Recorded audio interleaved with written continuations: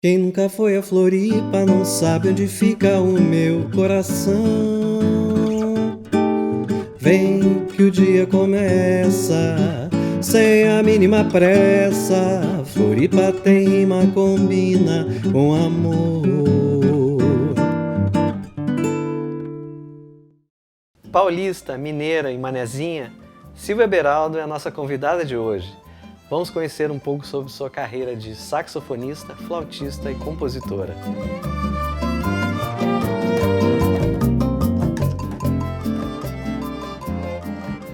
Silvia Beraldo, que alegria te receber no nosso programa.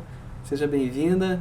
Inicialmente te peço para contar um pouco da tua trajetória musical. Que momento que tu olhou assim e disse, pô, isso aqui é bacana. Eu acho que eu levo jeito para isso. Assim, eu sempre curti muito música, né? Minha família não tem músicos, mas meu pai curtia muito música, mais música clássica, erudita.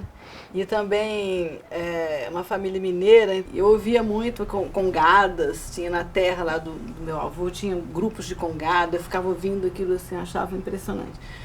Criança, eu fui estudar no colégio de aplicação e entrei na turma de música e comecei a estudar flauta doce, que era o que tinha e tal, e curtia, né? Curtia a coisa da aula de música, que quem dava aula lá era um pessoal interessante lá de Belo Horizonte, da Fundação de Educação Artística, que fizeram, até hoje, estão fazendo um trabalho muito legal de música, de educação e tal. Tem os festivais de Ouro Preto, que eu fui meio formada nesses festivais. Sim. Na flauta doce eu passei para flauta transversal. E eu fui para Bahia para estudar na Escola de Música da Bahia, mas aí depois voltei, enfim, umas trajetórias meio... Meu estudo de música foi sempre muito... Foi mudando muito, não tem uma formação assim. A gente te apresentou aqui como paulista, mineira, manezinha. Tu nasceu em São Paulo, é verdade? É verdade. Por acaso. Eu nasci em São Paulo porque meu pai trabalhava lá. Sim. Mas com 6 anos eu voltei para Belo Horizonte e acho que a minha história musical foi... A tua alma é mineira, né? Eu sempre te vi como uma mineirinha. Aí a minha formação básica foi ali, né? Em Belo Horizonte. E depois a coisa foi mudando. Eu sempre fui também de viajar muito, de sair pelo mundo, né? Que momento da vida aconteceu essa transição, assim, desse estudo que ainda era uma coisa lúdica, de criança, adolescente, e é o momento que tu chegou e disse, olha, eu quero fazer disso o meu ganha-pão. Ganha-pão, nunca a gente muito vai tentando, não, mas, né? Mas foi quando eu resolvi fazer a escola da Bahia de música.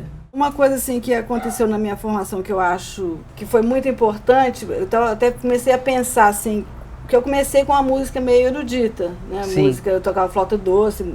Aí depois com contato com o pessoal do Clube da Esquina, aí eu entrei, foi o viés para entrar na música popular. Mas muito em cima da música mineira, né? Depois de lá, eu comecei a pensar também a coisa da abertura mais. Eu saí de uma coisa eruda para uma coisa da música mineira e depois eu fui para São Paulo. Quando eu fui para São Paulo, foi a entrada no jazz, na coisa do sax, comecei a tocar sax. Então também deu uma outra abertura, né? E a primeira composição saiu quando? Assim, aquela tu diz, essa é a primeira que eu compus, está lá na biografia da Silvia Beraldo. Primeira composição, qual que é? Eu não sei bem qual que é a primeira, mas teve uma que eu ficava tocando, eu não sei tocar violão. Aí eu ficava tocando violão e cantando, e fiz uma música, e um amigo meu, Renato Consorte, que é um músico de São Paulo muito maravilhoso, ele falou, Silvia, você só fez isso porque você não sabe tocar violão.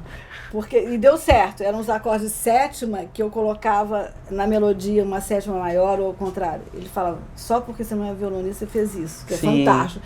Sim. Então umas coisas assim, não sei qual é a primeira, mas essa foi uma das primeiras, assim, eu compunha tocando violão. Então o meu caminho assim, de aprendizado da música popular foi meio fora de... Eu ia achando uma coisa que eu estava achando necessidade, né? Tens uma escola com Passo Aberto há muitos anos aqui em Floripa, faz parte da formação de músicos aqui da cidade, né? Então, mas a Silvia, instrumentista, tem esse cuidado de estudar, até hoje ainda, ou sempre. É algo assim... Não, eu estudo sempre. Eu acho que a gente tem que estudar sempre, entende? Tu tens uma rotina de estudo? Tenho. De 92 a 94 eu fiz a Berklee.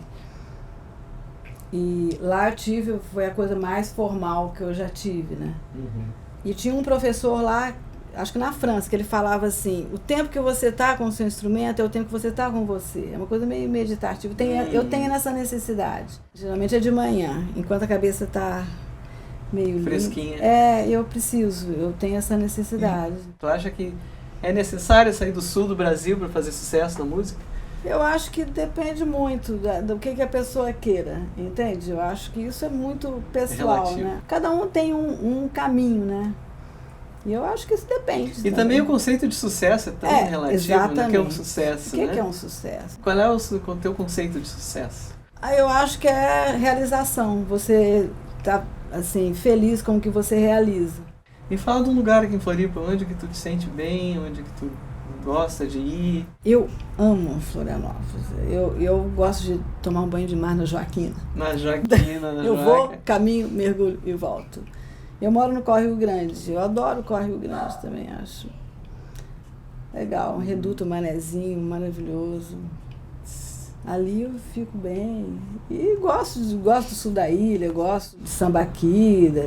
Tu gosta de dar aula? É algo que te dá prazer? Quando eu voltei dos Estados Unidos, em 94, aí eu resolvi fazer a escola. Porque eu já tinha muito problema, por exemplo, de espaço. Eu sempre gostei de juntar as pessoas. Eu não gosto de ficar dando aula individual, acho chato. Eu gosto de prática de conjunto, fazer orquestra, eu gosto de juntar a galera. Né? Aí eu tinha uma aluna, a Duda Machado, que era minha aluna e que sacava dessas coisas empresariais, porque eu não saco nada. Ela montou uma estrutura e a gente fez a escola que tem essa base de muitas coisas coletivas. Então, o aluno tem aula de instrumento, tem aula de percepção que é em grupo, tem aula de prática de conjunto que é em grupo, porque eu acho que o canal da música, Vinícius já falou, é arte do encontro. É arte do encontro, né? Como é que é essa história de escrever trilha para cinema? Eu sei da tua participação, até inclusive cantando no filme, né? O Cabaré Mineiro. Pesquise na internet aí que tem a Silvia Beraldo fazendo uma participação especialíssima. Fala como é que é a tua relação com o cinema. Assim, começou até com o Tavi Moura em Minas, porque ele fazia muita trilha do Carlos Alberto Prates, inclusive o Cabaré Mineiro, que eu fiz uma ponta de cantora. Eu gravei várias trilhas com ele. Mas eu nunca tinha composto. Essa história de composição rolou aqui, é uma coisa que eu agradeço muito a essa terra, às pessoas que eu conheci, que aconteceu aqui, né? Então, o Zeca Pires me convidou para fazer a trilha do Manhã, foi a primeira experiência. Depois, a Ponte Hercílio Luz, também, que é um documentário. Depois, a Antropóloga, que é um longa. Depois, eu fiz a trilha também do Doce de Coco, do Pena Filho, do Profundeza, outro longa do Pena Filho, um da Isabela Hoffmann também, e por último eu fiz As Esplendidezas da filha do Pena, da Fábio Pena. Então é uma coisa que foi acontecendo, né? E é uma coisa que eu gosto muito de compor para cinema, aquela coisa de ter um motivo para compor. Como é que tu faz para compor isso? Tu precisa ver a cena, ou tu já imagina, o diretor te conta sobre o roteiro, o que ele quer, ou como é que funciona isso para compor essa trilha de cinema? Geralmente eu parto do roteiro, mas a imagem é bem legal também, né? A partir do roteiro você já cria uma ideia. Imagina o personagem.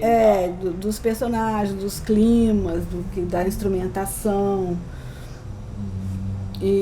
Mas a imagem também é bem importante, né?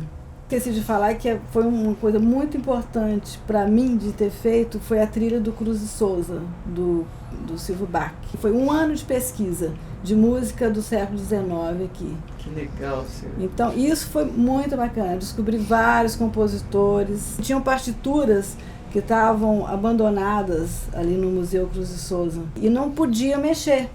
Ninguém podia. Não toca. Não toca, mas estava tudo com ruído de traças. Meu Deus. Aí o diretor, na época, eu esqueci o nome dele, o diretor do Museu Histórico, ele nos ajudou muito. Ele falou, não, um xerox não vai fazer mal. Eu estava abandonado, tira um xerox. Só sei que a gente foi lá dentro do museu, parecia uma coisa, tinha que ter um making off disso.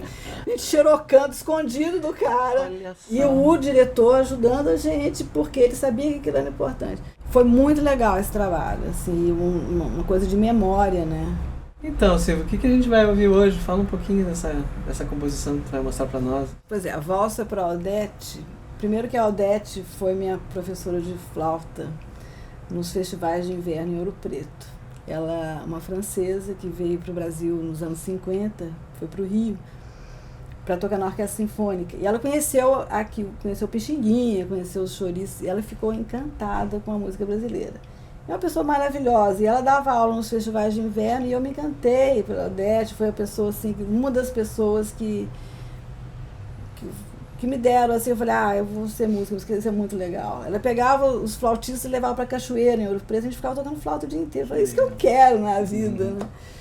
E eu vendo no Facebook um dia colocaram lá um post dela tocando flauta, 87 anos da Odete. Num boteco, ela tocando flauta, tocando choro. Aí eu sentei no piano e fiz a valsa. Uau! Que bela homenagem, Silvio. Foi muito legal. Então, vamos mostrar isso aí? Vamos pro estúdio? Vamos embora. Aí, garoto. Obrigada, Amanda. Muito legal. Vamos lá.